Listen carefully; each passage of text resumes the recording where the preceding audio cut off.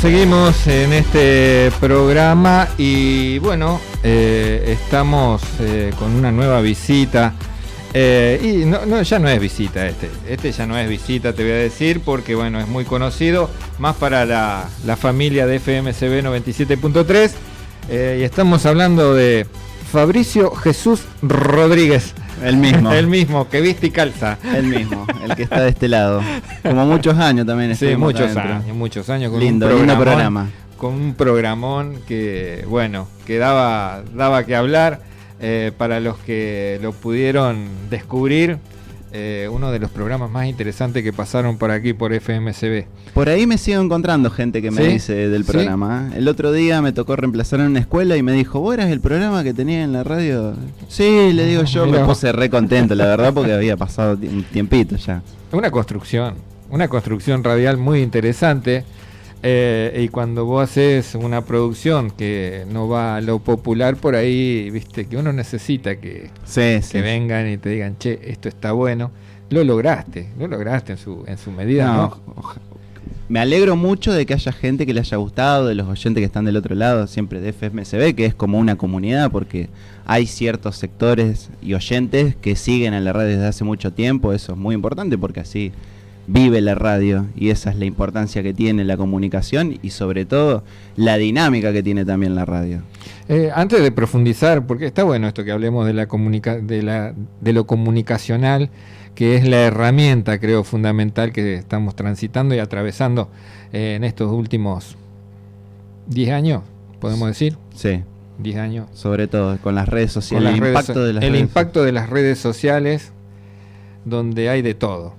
Le contamos a la gente que, bueno, Fabricio es precandidato a intendente. Mirá, a intendente, ¿a dónde te tirás, no? La lista 4, de unir la izquierda. No, voy a ir en la 1 de fortalecer la izquierda. Fortalecer la izquierda. Fortalecer la izquierda. Ahí estamos, la productora, viste. No, sí. Pero bueno, estamos bien. Bueno, Fabricio, no es la primera vez que vas como candidato. No, es una construcción que ya viene de hace un tiempo. Mis primeros pasos en la militancia ya hace de muchos años. Yo me sumé a militar desde el profesorado, cuando hubo un caso muy importante acá en la zona, que fue el de Solange, Villalba. Sí. Ahí me acerqué a... Triste caso, lamentablemente, porque de femicidio. Un femicidio. Que todavía no estaba el Ni Una Menos, y yo me acerqué a las compañeras que en ese momento estaban en el profesorado y de ahí empezó de alguna forma mi carrera. Fue impactante, mirá lo que traes a la memoria, ¿no? Este caso emblemático para la región de femicidio y por sobre todas las cosas, en mi opinión personal, pude ver lo miserable que podemos llegar a ser. Sí, porque encima todavía no estaba ese fenómeno que después se empezó a ver con el Ni Una Menos, ni mucho menos con la Marea Verde, y eran casos que todavía estaba en la disputa, por ejemplo, de llamarle femicidio, y que bueno, que despertó, por lo menos acá en una juventud de Villa Constitución, de que empecemos de alguna forma a tomar en nuestras manos la política, que esto es algo muy importante. Que por ahí muchas veces se habla de la juventud o se habla de la rebeldía de la juventud y bueno, siempre se habla de la juventud. Siempre se habla de la juventud porque es un factor dinámico, porque es los que están en la bisagra de muchas cosas, sobre todo para el mundo del trabajo. ¿Podemos hablar un poquito de eso?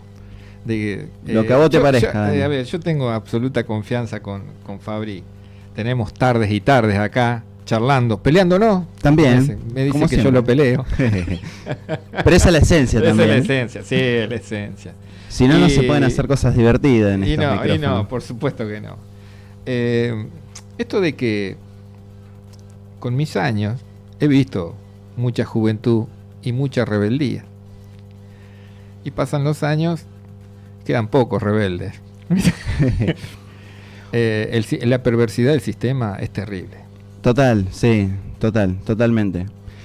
Bueno, pero yo creo, o a mí me parece, que esa rebeldía todavía sigue estando. Lo que pasa es que hay una situación que es muy complicada, que es muy difícil, donde directamente el horizonte que había en otros momentos, o el horizonte que había, por lo menos cuando yo empecé a militar y empecé a construir este candidato que ahora está hablando acá con vos y para todos los oyentes, había otra esencia en ese momento, pero no se perdió.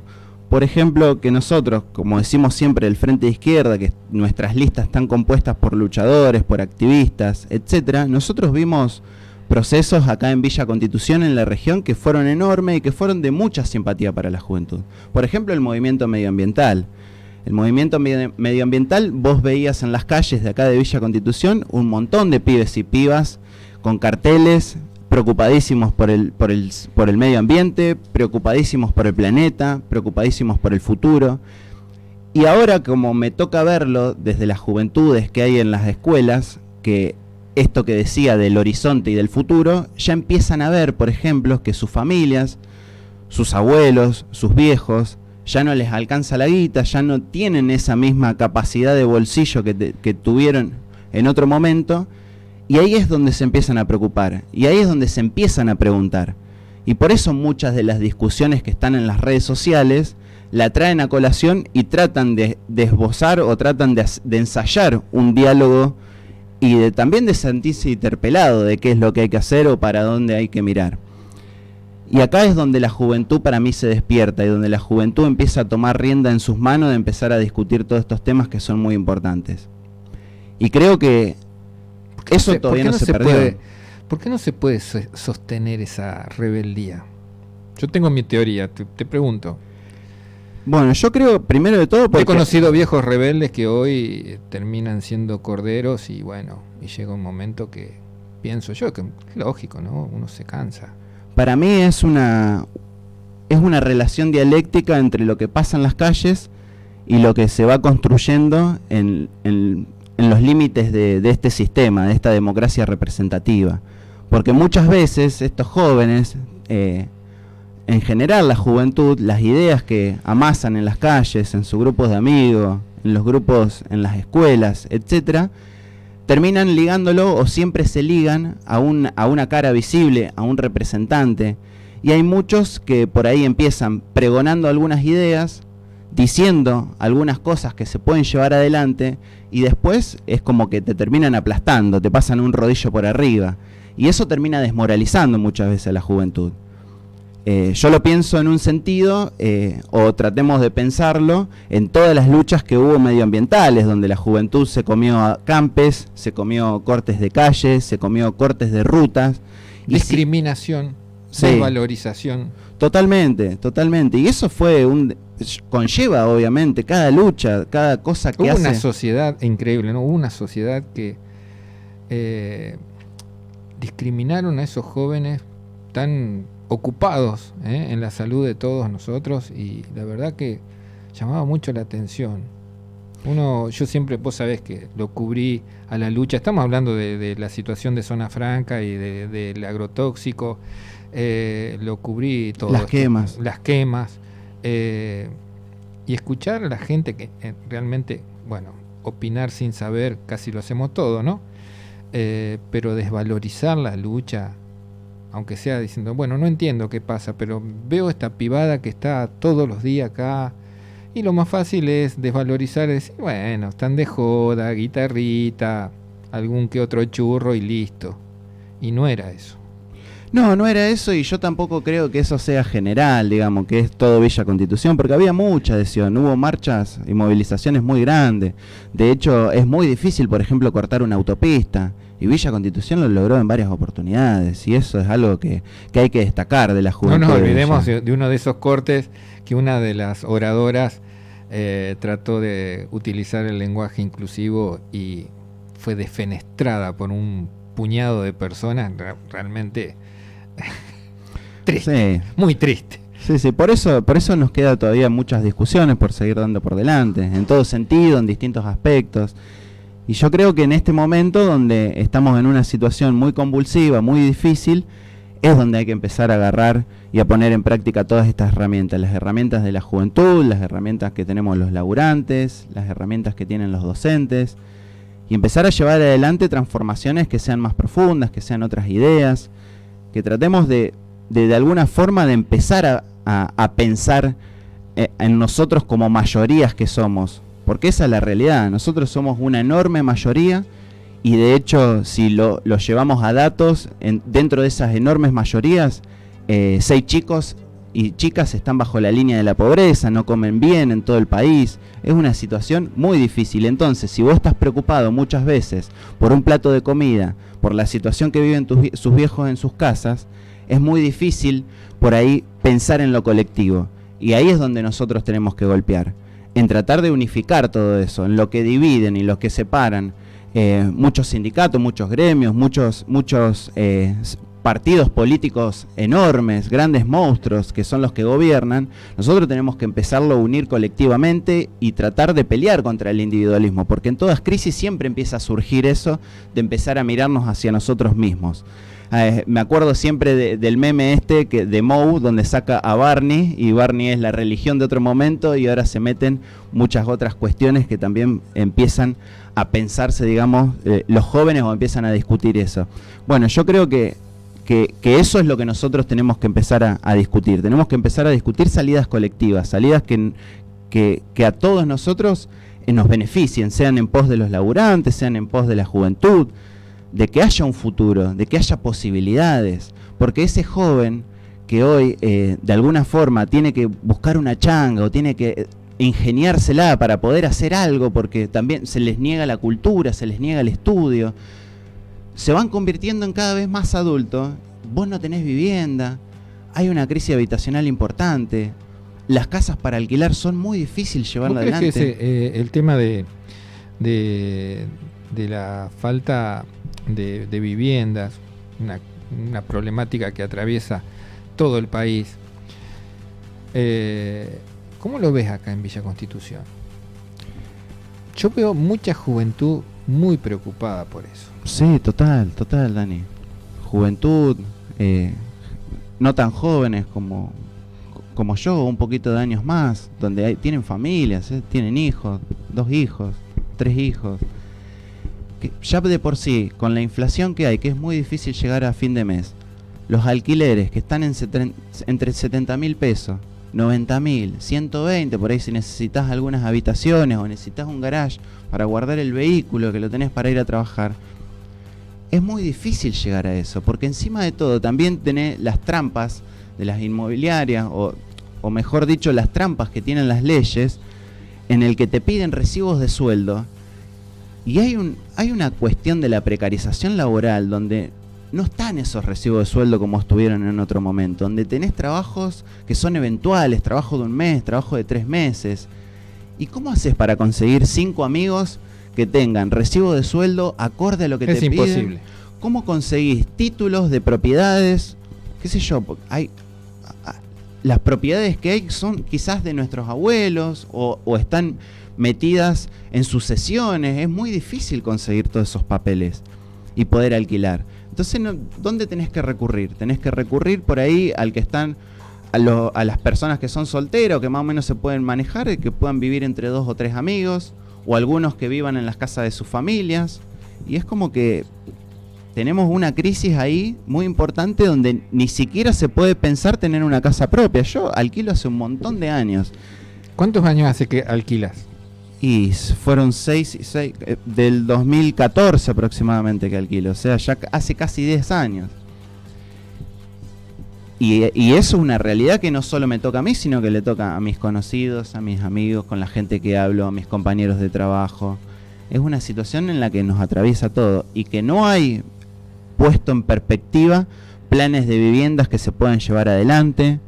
Y de hecho vemos cómo en estos últimos años creció el negocio inmobiliario, donde se hacen, por ejemplo, enormes edificios, porque para Villa Constitución, que tenga 6, 7, 8 pisos son enormes, y no hay barrios que sean de trabajadores, que sean barrios que los lleven adelante los sindicatos. El tema inmobiliario es un tema que realmente se tendría que abordar comunicacional, políticamente, socialmente, porque una ciudad, como bien decís, una ciudad como la nuestra, desbordada de edificios, no preparada No preparada para no eso. preparada Los desagües no están preparados. Cada vez que llueve se inunda todo. Las redes de agua son las mismas de hace 75 años. Las cloacas.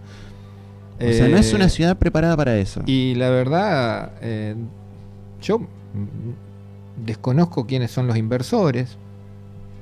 Sí.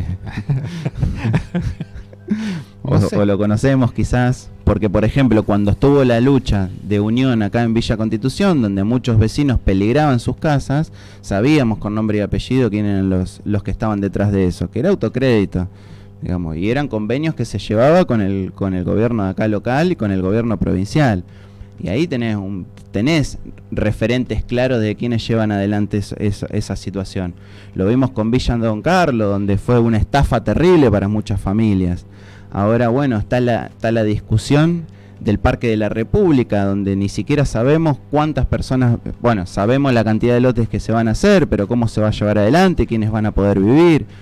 No hay planes de vivienda. Y esto es una situación que se da en Villa. Lo que sé que se lo van a brindar la posibilidad con el programa Procrear.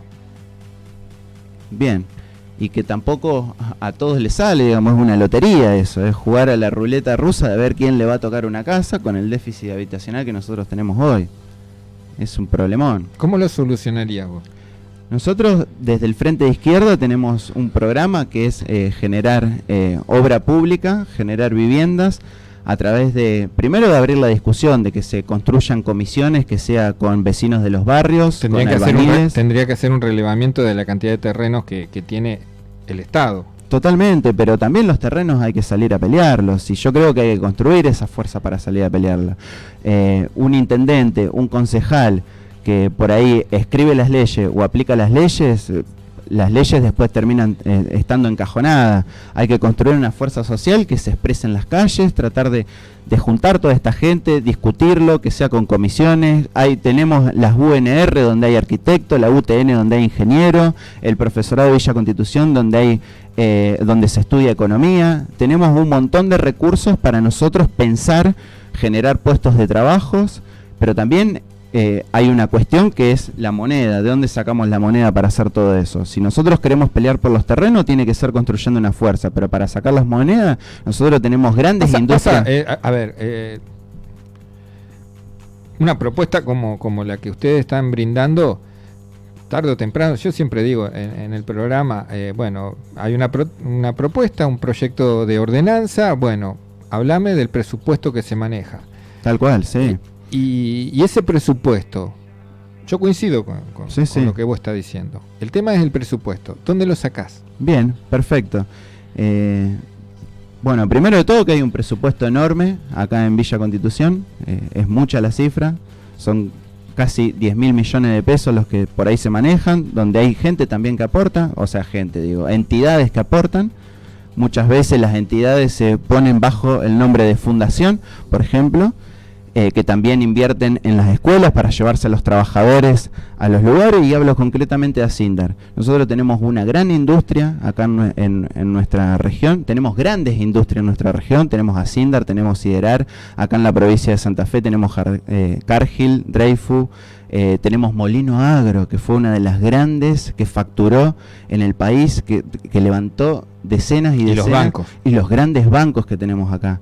O sea, ¿por qué nosotros no pensamos en tocar los intereses de los poderosos? ¿Por qué siempre tenemos que tocar el bolsillo de las personas? O sea, el bolsillo de los trabajadores que no llegan a fin de mes. Para mí hay que empezar a pensar en otro tipo de prioridades, priorizar a las mayorías trabajadoras y populares, y dejar de priorizar tanto a las grandes industrias y a los estafadores, como por ejemplo Vicentín. Vicentín estafó al banco, eso no nos tenemos que olvidar, y el gobierno nacional retrocedió muchas veces con nacionalizarlo. Nosotros, también proponemos que eso se nacionalice y que sea con el control obrero, para que se sepa qué se entra y qué se sale. Porque, por ejemplo, ellos directamente dominan y gobiernan las terminales del puerto, y que encima despiden a los trabajadores, porque no nos olvidemos que hubo una lucha muy importante en estas últimas semanas que dieron los portuarios, porque hubo decenas de puestos de trabajo que se perdieron. Y eso es un problemón. Ahora, si nosotros no empezamos a pensar de que hay que afectar los intereses de esas grandes industrias y de esos grandes puertos, de esas grandes cerealeras que después van y se sientan arriba de los hilos bolsa, con todos los chacareros para que le den distintos tipos de valores de cambio con el dólar y que después generen una devaluación como lo hacen en el país y que afecta a la inflación, nosotros no vamos a poder cambiar nunca las riendas y el destino de este país. Terminamos teniendo una economía, vivíamos, siempre se habla, ¿no?, de una economía paralela. Con todas estas cosas que vos estás comentando, bueno, no tenemos una economía paralela. No, sabemos quiénes gobiernan la economía. Son los oligopolios. De 3, 4, 5 economías tenemos acá, según el kiosco que se abra. Sí, es algo increíble, es algo increíble. Gobernar un país queriendo estar bien con Dios y con el diablo es muy difícil. Es muy difícil y pierde siempre el ciudadano de a pie. Eso lo sabemos todo. Ahora, a la hora de ir a votar, y entramos en un trance, porque esto lo estamos hablando, y yo siempre digo que te voy a ningunear. La casta política. Me gusta. Sí. La casta política, creo que por ahí muchos, no todos, yo no generalizo, no todos. Hay un sector del político que se olvida de dónde vino. Se olvida y pierde la memoria contundente. Y es muy difícil no poder llegar a fin de mes. Es muy difícil salir a comprar la comida del día. O salir a hacer la diaria. Vos estabas hablando de la changa. Los que nos hemos siempre pechado a la vida haciendo la diaria. Es muy difícil. No tienen idea lo difícil que es salir todos los días a hacer la diaria para traer el mango a la casa, y que llegás y decís, bueno, hoy me voy a comer un tomate, y el tomate está carísimo. Sí. Entrás a la verdulería, es lo mismo que entrar a la carnicería, se equiparó todo. La locura de vivir en un país donde el alimento se fue por las nubes, porque lo otro medianamente. Pero además, Dani, se produce 3 veces más alimento de lo que consumimos en Argentina. O sea, es enorme. Los principales industrias alimenticias como Arcor, como Ledesma, como Molino Agro, que lo decía acá. Es impresionante la cantidad de riquezas que generaron sus trabajadores, obviamente, trabajando ahí, súper explotados, como en el caso de Ledesma, y que eso termine siendo siempre beneficio para los grandes grupos económicos, para los empresarios, y no para toda la población argentina. O sea, estamos en una situación donde, acabo de decir una cifra, que 6 de cada 10 niños entre 8, 9 años y 17 años no están bien alimentados porque están bajo de la línea de la pobreza. Ese es el futuro de la Argentina. Son esas personitas, o sea, digo personitas porque lamentablemente muchos ya se hacen adultos rápidamente porque tienen que salir a juntar cartones, porque tienen que salir a ayudar a la familia a juntar el mango en nuestro país. Y es arruinar el futuro de una o 2 generaciones completas. Y entonces nosotros no podemos seguir viviendo así. Nosotros tenemos que pensar en otra transformación, en otra construcción que sea totalmente diferente. Ya el sistema capitalista, como lo conocemos, está dando señales de expresiones de que esta situación no da para más, de que no va más, de que no puede ser que se destruya el medio ambiente quemando las islas, de que no puede ser que los ríos estén cada vez más secos, que las lagunas se sequen, de que la flora y que la fauna esté cada vez más deteriorada. Pero hay un desconocimiento muy grande de la población, porque todos creen, ¿viste? Estamos acostumbrados que nos hacen creer que la Argentina es el último orejón del tarro, que acá lo único que se respira es mierda, y hay un desconocimiento total en lo macro. Esto se replica en todo el mundo. En todo el mundo, en total. todo el mundo. Esto es una crisis mundial, esto no es algo de que, bueno, Argentina está mal, qué sé yo, siempre se habla, por ejemplo, de Estados Unidos o países del primer mundo que son, si se quiere, con más estabilidad. Estados Unidos, por primera vez en los últimos años, está teniendo inflación, y a la par de que tiene inflación, que tuvo muchísima desocupación, que tuvo un montón de problemas con el coronavirus porque tenían un presidente que era antivacuna, por ejemplo. Que hoy en día la juventud, que estábamos hablando de la juventud rebelde, de que la juventud se organice en sindicatos en Estados Unidos. Un país que basó su imperio en la violencia para afuera y hoy tiene la violencia para adentro. Muy poco se sabe de eso. El otro día hablaba con un amigo, estábamos hablando de un repuesto de un vehículo, desarma el paquetito de él y dice, mira, dice Made in India. Sí. Entonces le digo, porque India pasó a ser socia de China y está siendo potencia económica. Y me miró y le digo, sí, es así. Me dice él, desconocía esto. No te preocupes, mucha gente desconoce esto. Sí, así como estamos hablando de esto, estamos hablando del repuesto, muchas de las cosas que se desconoce es este tema que está en discusión, por ejemplo, de dolarizar la economía.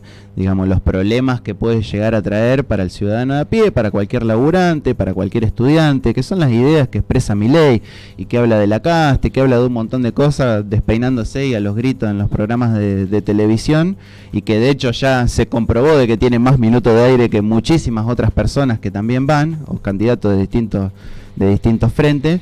Dolarizar la economía sería directamente que la Embajada de Estados Unidos venga acá a decirnos cómo nosotros tenemos que manejar. ¿Qué pasa? Porque, discúlpame que yo vuelvo a reiterar esto. Sí. Nosotros, vos, yo lo sé porque me dedico a esto, ¿no? Sí. Vos porque tenés una pasión en estudiar la historia, la economía, la historia del país, la historia de Latinoamérica, te vas preparando. Pero el ciudadano común, atravesado por una máquina infernal, total, sí, de los medios de comunicación hegemónicos. Por eso decía los minutos de aire, está todo el día de eso. Y qué sé yo, esta es una herramienta importante, o sea, yo valoro un montón de que Ariela y vos me hayan invitado acá para poder charlar, porque si vos decís que hay un montón de los oyentes de la radio o por ahí de laburantes que están del otro lado, jubilados o lo que fuere que está escuchando, que no sepan estos temas, esto es una herramienta importantísima para poder de alguna forma sacudir un poco estas temáticas.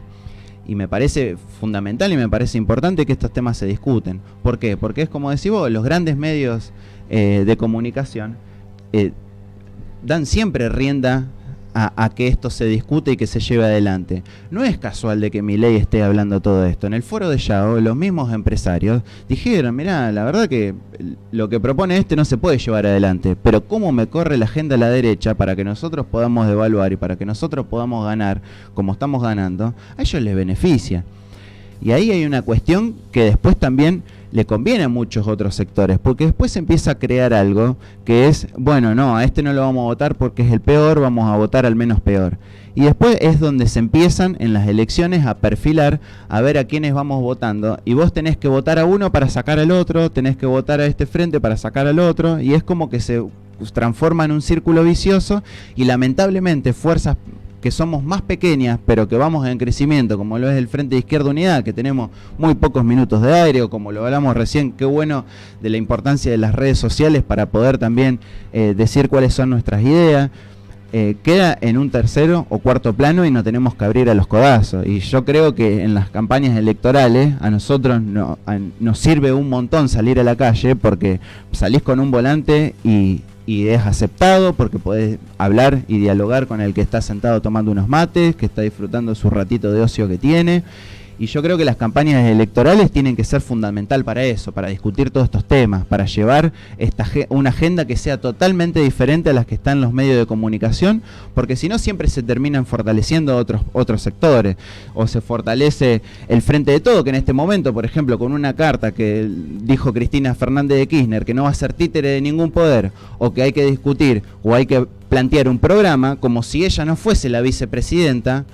O sea, ella está gobernando, o sea, está gobernando Alberto, Cristina Fernández y Sergio Massa. ¿Cómo puede ser que se le escape la tortuga en esto? ¿O qué es lo que nos quieren hacer creer en los medios de comunicación? Bueno, discutamos un programa. Si nosotros tenemos que discutir programa, me parece que tenemos que discutir el que yo te estaba anunciando de algunas formas en pequeñas escalas, como lo hice con el de la vivienda, como lo dije, afectando los intereses, el problema del trabajo y de la precarización. Nosotros venimos impulsando de trabajar 6 horas, 5 días de la semana, repartiendo el trabajo entre los que hoy en Asindar, en Siderar y en las grandes industrias trabajan 12, 15 horas, porque también hacen horas extra para poder arreglar su casa o para poder tener un poquito más para llegar a fin de mes, con gente que está juntando cartones, que no es para ningunear ese tipo de trabajo, sino es porque no podemos seguir teniendo las condiciones de vida que estamos teniendo, sino que necesitamos un salario que sea igual a una canasta básica que está cada vez más alta por lo que hablábamos de la inflación. Bueno, todas esas propuestas hay que discutirlas.